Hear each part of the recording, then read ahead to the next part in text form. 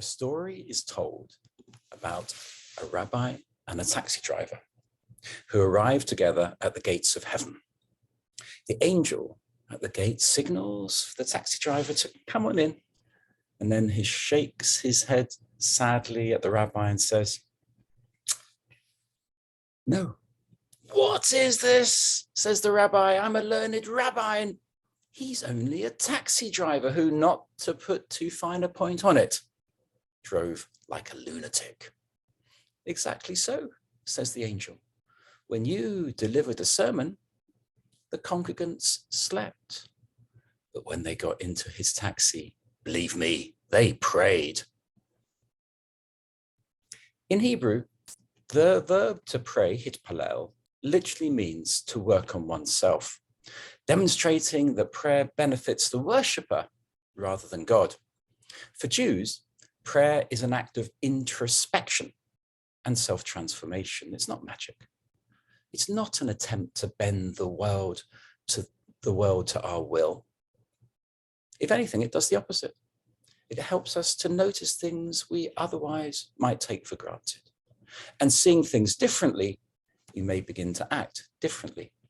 Jewish prayer always begins with the praise of God, and its imagery is that of the worshippers approaching God directly. During the Babylonian exile in the 6th century BCE, Jews were not able to perform sacrifices in the temple, so prayer became a substitute for sacrifice. When the Bible commands Jews to serve God with all your heart, the rabbis asked, "What is service with all your heart?" They answered, "It is prayer."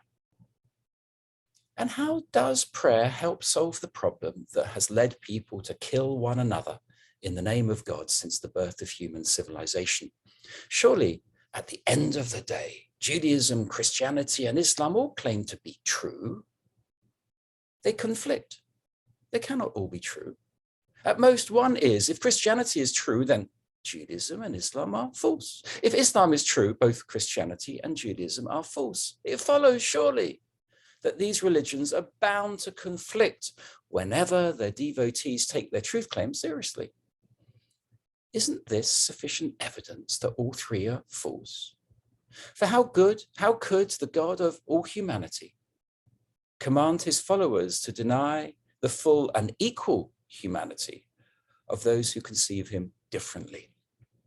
Well, you won't be surprised to learn that I've reflected on this for many, many years. How can we live peaceably together while at the same time honoring the commitments and affirming the prayers of our respective faiths?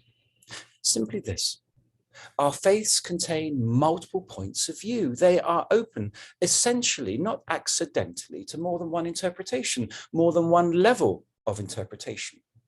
The validity of one story, of one prayer, does not exclude another. And this applies to interfaith relationships too.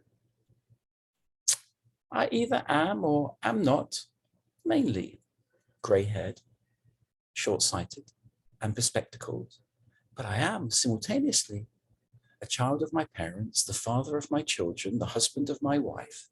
I have colleagues, friends, and neighbors, and co-religionists. I'm a citizen of England, the United Kingdom, Europe, as well as belonging to humanity as a whole. Each of these relationships is covenantal in the sense that it involves reciprocal obligations. And such is the same with prayer. If I and my fellow believers have a relationship with and offer prayers to God, that does not entail that you do not, nor cannot. I have my prayers, my rituals, celebrations, laws, and customs, and you have yours. And that's what makes me, me, and you, you. It's what differentiates us and also exemplifies our diverse world. And I say, and I pray, thank God for that.